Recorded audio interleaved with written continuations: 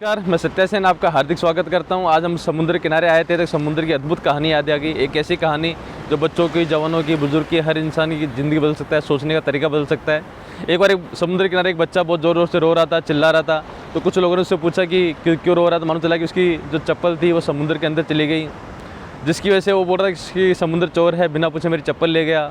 थोड़ा और आगे गए तो वहाँ पर एक मछुआरा बहुत ज़ोर ज़ोर से रो रहा था, चिल्ला रहा था, परेशान हो रहा था। तो मालूम चला कि कारण जब मालूम चला तो पता चला कि उसके एक छोटी सी कश्ती थी और वो भी दिन भर उसने जब मछली इकट्ठी की थी तो वो समुद्र के अंदर डूब गई। बड़ी मुश्किल से अपनी जान बचा के समुद्र किनारे आए तो वो समुद्र कोस रहा था कि मेरी ज़िंदगी बर्बाद कर दी।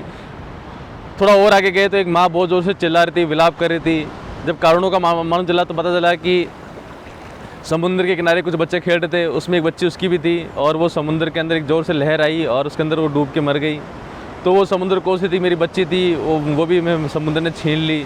तो जो हवा उसकी जो बहुत बड़ी दोस्त है समुद्र की, उसने उससे पूछा कि तुम क्यों समुद्र रोज़ किनारे पे आते हो, रोज़ तुम्हारे इतना नेगेटिव बोलते हैं, तुमसे इतना परेशान है, तो क्यों रोज़ किनारे पे आते हो। तो समुद्र ने बोला कि कल तुम दोबारा आना।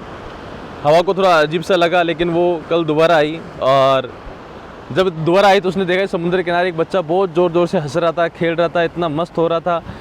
तो मालूम चला कि समुद्र में से कोई फुटबॉल थी कि जो चली गई थी और समुद्र जब अपना किनारे पे अपना सारा सामान छोड़ देता तो उसको फुटबॉल मिल गई।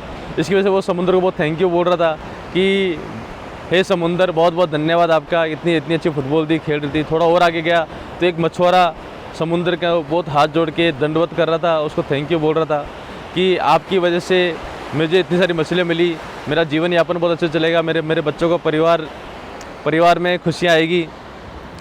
और थोड़ा और आगे गए तो एक माँ बहुत ज़ोर से खुश हो रही थी और क्योंकि उसे एक शिप मिली थी और शिप में उसे एक बहुत ही अनमोल मोती मिला और उसको पता था कि इस मोती की वजह से उसमें बहुत सारा पैसा मिलने वाला है और जीवन बहुत अच्छा चलने वाला है।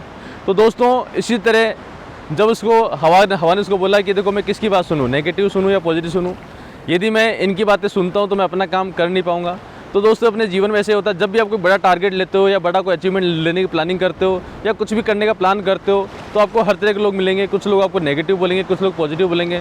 दोस्तों, वो लोग नेगेटिव और पॉजिटिव नहीं है, उनका अपना अनुभव है कि वो किसी भी चीज़ के बारे में उनका अनुभव कैसा रहा, प्रीवियस पॉजिटिव रहा या नेगेटिव रहा। तो उनको आपकी काबिलियत के बारे में नहीं पता, आप कितना अचीवमेंट ले सकते हो उसके बारे में नहीं पता, आप अपने इस थॉट प्रोसेस के लिए, इस अचीवमेंट के लिए, अपने टारगेट के लिए कितना सीरियस है ये उन लोगों को नहीं पता।